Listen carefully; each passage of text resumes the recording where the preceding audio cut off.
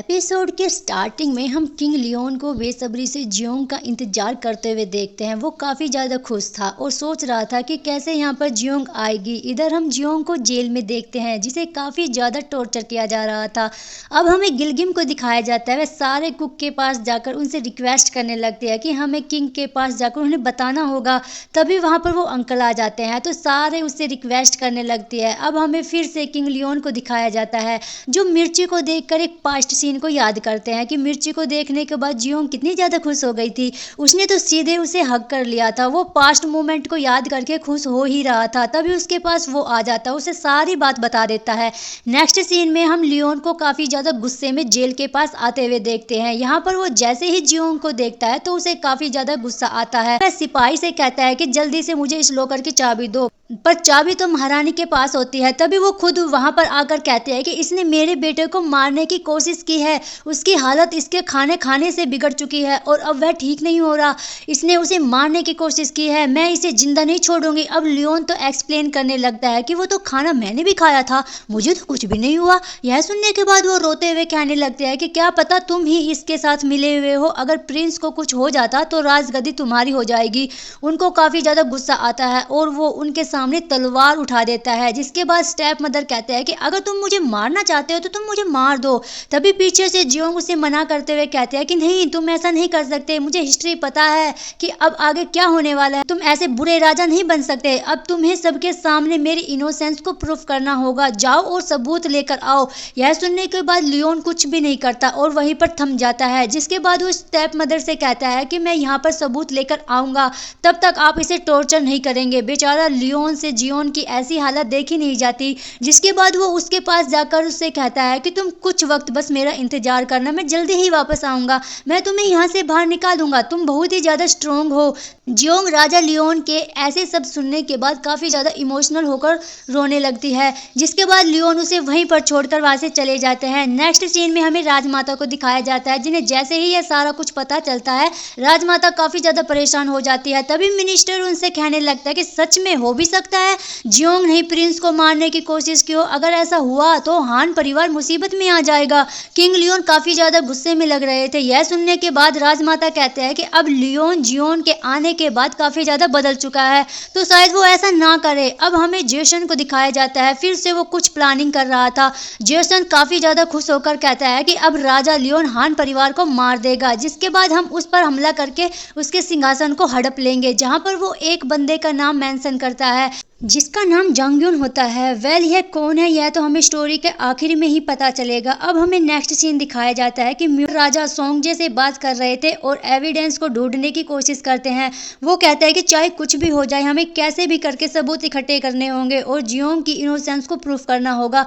मुझे पता है वो ऐसा नहीं कर सकती। प्रिंस ने जो खाना खाया था उसकी जांच की जाती है पर उसमें कुछ भी गलत नहीं होता। अब सारे ही लोग काफी ज्यादा परेशान होने लगते हैं कि आखिर यहाँ पर चल क्या रहा है और सबूत इकट्ठे कैसे किए जाए। जिसके बाद सोंगजे राजा लियोन के पास आकर उन्हें सारी ही डिटेल बताता है और साथ में कहता है कि कैसे प्रिंस की तबीयत काफी दिनों से खराब रह रही थी।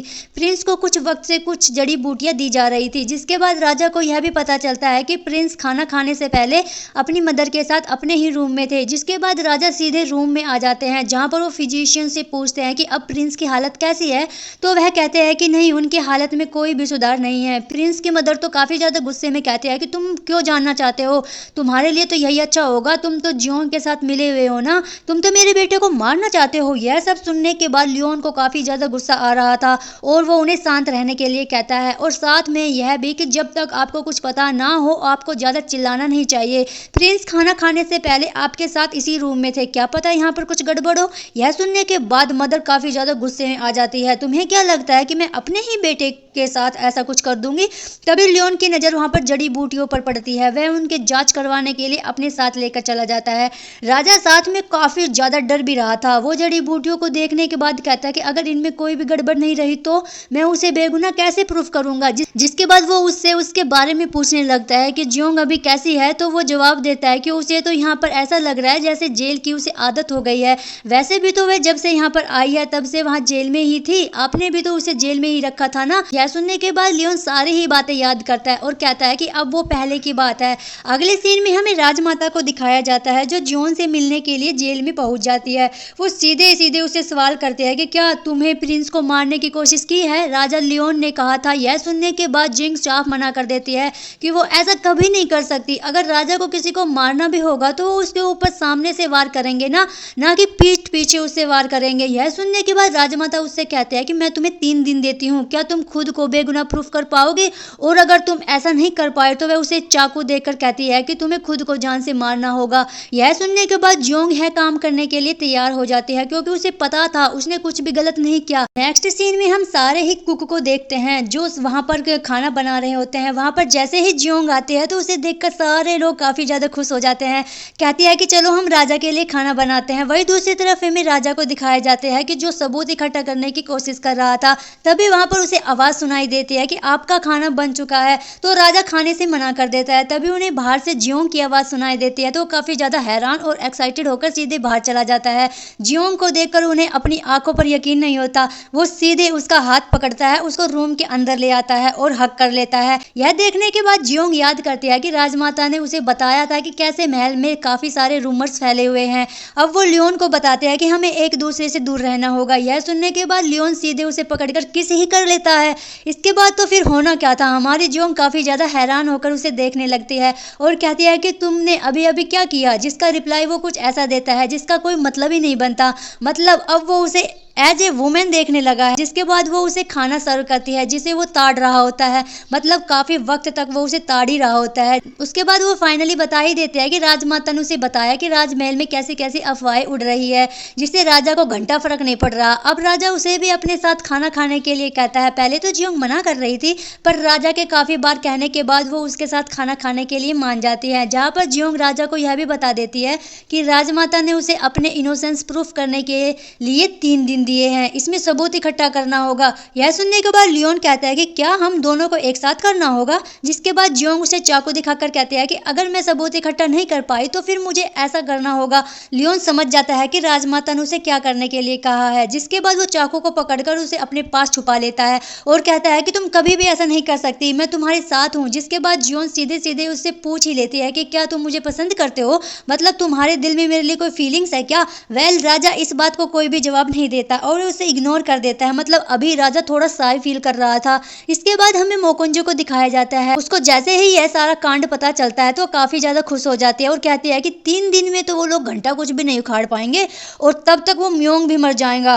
अब पहला दिन शुरू हो चुका था पर उन लोगों को कोई भी अच्छा सबूत नहीं मिलता तो लोग निराश हो जाते हैं। दूसरे दिन हम दोनों को एक साथ सोते हुए देखते हैं। तभी वहां पर एंट्री होती है उस अंकल की जिसकी आवाज सुनकर राजा उठ जाते हैं और उसे चिल्लाने से मना करते हैं क्योंकि उनकी प्यारी रानी अभी सो रही थी। वह नहीं चाहते कि कहीं से भी उसकी नींद उड़ जाए। हम इन दोनों दोस्तों को एक साथ देखते हैं जहाँ पर फाइनली वो गिलगिम को बता ही देती है कि राजमाता ने उसे 3 दिन दिए हैं और वो राजा के साथ मिलकर सबूत इकट्ठा करने वाली है।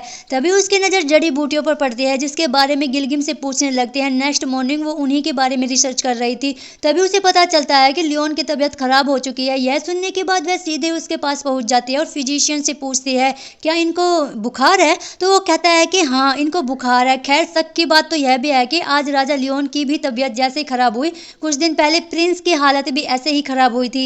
जिसके बाद जियोंग को पूरा शक जड़ी बूटियों के ऊपर जाता है और वो फिजिशियन से पूछ लेते हैं क्या इनकी वजह से तबीयत खराब हो सकती है? ये तो फिजिशियन कहता है कि अगर हम इसके साथ जिनसिंग को मिलाए तो ऐसा हो सकता है। मतलब जड़ी बूटियों और जिनसिंग को एक साथ मिलाने से कुछ ऐसा पदार्थ बनता है जो काफी ज्यादा हानिकारक होता है। मतलब जिसकी वजह से किसी की भी मौत हो सकती है। यह सुनने के बाद राजा कहता है क्या तुम इसका एंटीडोट बना सकते हो? तो फिजिशियन कहता है कि हाँ मैं ऐसा कर सकता हूँ पर इसमें कुछ वक्त लगेगा। अब इन दोनों का पूरा ही शक हो जाता है कि प्रिंस के फिजिशियन पर जाता है। तभी लियोन की हालत भी खराब हो जाती है और जियोंग उसे रेस्ट करने के लिए कहती है पर वो उनका हाथ पकड़कर उसे अपने ही पास सुला लेता है और कहता है कि कुछ देर तुम यहीं पर मेरे साथ ऐसे ही रहो। अब राजा लियोन को नींद आ जाती है। तब हम जियोंग को उसे ताड़ते हुए देखते हैं। मतलब अब इस बंदे को भी कुछ तो हो रहा है। नेक्स्ट सीन में राजा सोंगजे को ऑर्डर देता है कि प्रिंस के फिजिशियन जहाँ कहीं भी है उसे तुरंत दरबार में पेश किया जाए। वो लोग जैसे ही वहाँ पर पहुँचते हैं तो वो फिजिशियन तो वहाँ से भाग चुकी थी। अब बस एक दिन बचा हुआ था। जियोन काफी ज्यादा डरी हुई थी।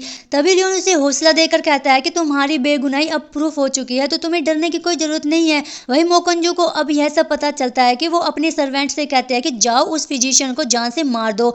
अब वो सीधे उस फिजिशियन के पास पहुंच जाती है जो अपनी जान बचाकर भाग रही थी। यहाँ पर वो जैसे ही उसे देखती है तो खुश होकर कहती है कि क्या मैं अब अपने घर वापस आ सकती हूँ। यह सुनने के बाद वो कहती है तुम अपने घर वापस आ सकती हो, पर तभी वो उसके ऊपर वार करके उसे बेहोश कर देती है। ऐसा होते ही वो अपने हेयर पिन निकालकर उसे जान से मारने की कोशिश करने वाली थी, पर तभी उसे बचाने के लिए वहां पर गोंगिल पहुंच जाता है और वो सीधे सीधे उससे पूछ ही लेता है कि क्या मोकोंजू ने तुम्हें यह सब करने के लिए कहा है। पर उसको वो अपना मुंह ही नहीं खोलती और गोंगिल से फाइट करने लगती है और कहती है कि मुझे पता है उस दिन तुमने ही फॉरेस्ट में राजा के ऊपर हमला किया था। तभी हमें दिखाया भी जाता है कि कैसे उस दिन हमला करने वाला कोई और नहीं गोंगिल ही था।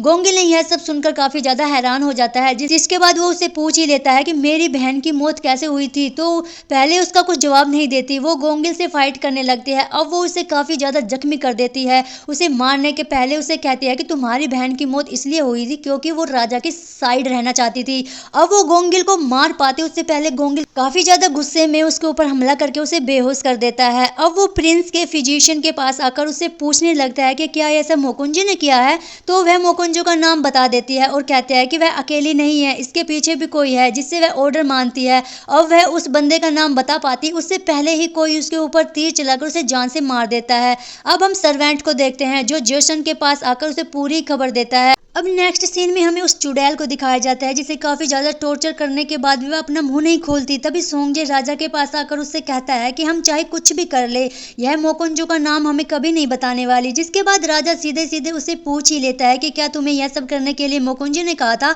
तो वह मोकुंजू का नाम नहीं बताती और कहती है कि यह सारी प्लानिंग मेरी ही थी। अब राजा लियोन सीधे ही मोकुंजू के पास जाकर उसे पूछ ही लेता है क्या तुमने यह सब करने की कोशिश की, आखिर तुम ऐसा कैसे कर सकती हो। पर मोकुंजू उसकी बात मानने से इनकार करते हुए कहता है कि मैंने ऐसा कुछ भी नहीं किया।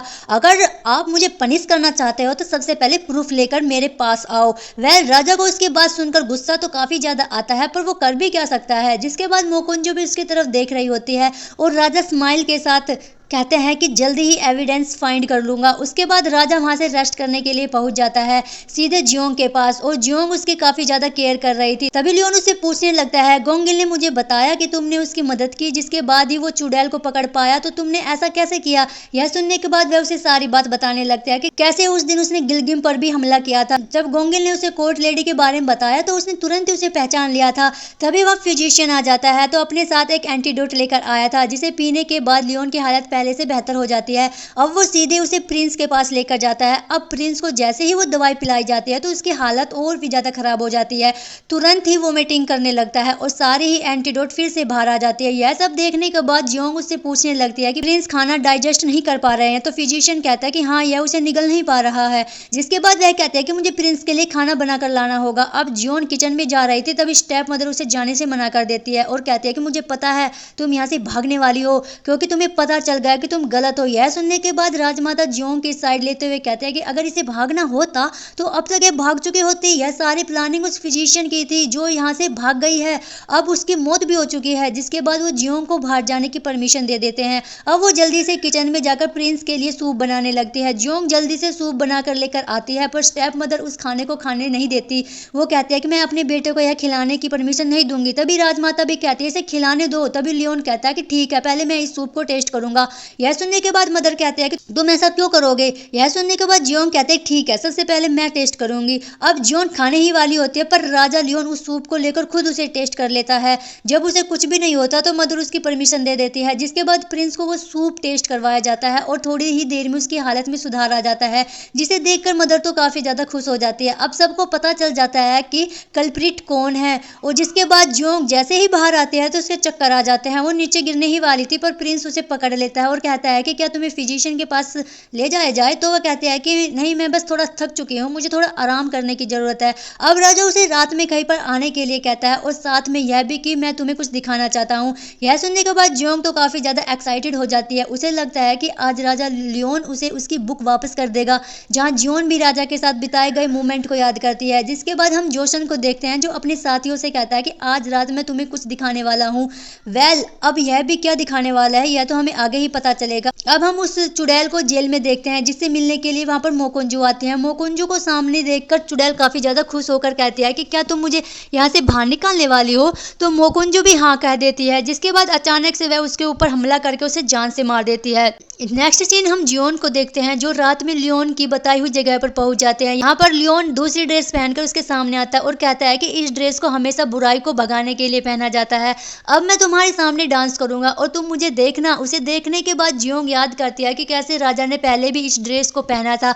अब राजा लियोन उसके सामने डांस कर रहे थे और जियोन बस उसे देखे जा रही थी और अचानक उसके हार्ट बीट काफी ज्यादा फास्ट हो जाती है। वो पुराने सारे ही मूवमेंट्स को याद करने लगती है जब वो लियोन के साथ थी। हमें जेसन को दिखाया जाता है जो अपने आदमियों के साथ एक बंदे के पास पहुंच जाता है जिसका नाम जोंगयोन था, जिसका वो जल्दी ही यूज करने वाला था। वो लोग उसे मारने के लिए कहते हैं। जोसन कहता है कि नहीं, अभी हमें इसकी जरूरत है। जिसके बाद वो उन लोगों को एक ओल्ड लेडी के पास ले जाता है जिसे देखकर सारे ही लोग काफी ज्यादा हैरान हो जाता है। एंड हमें यहाँ पर पता चलता है कि यह लेडी कोई और नहीं बल्कि लियोन की नानी है। अब जोसन खुश होकर कहता है कि राजा लियोन को जब पता चलेगा कि उसकी मदर को कैसे जहर देकर मारा गया था तब उसका गुस्सा देखने लायक होगा। वो हान परिवार का खात्मा कर देगा। नेक्स्ट सीन में हम राजा लियोन को देखते हैं जो जियोंग के पास आकर उससे पूछता है कि क्या तुम फिर से वापस जाना चाहती हो।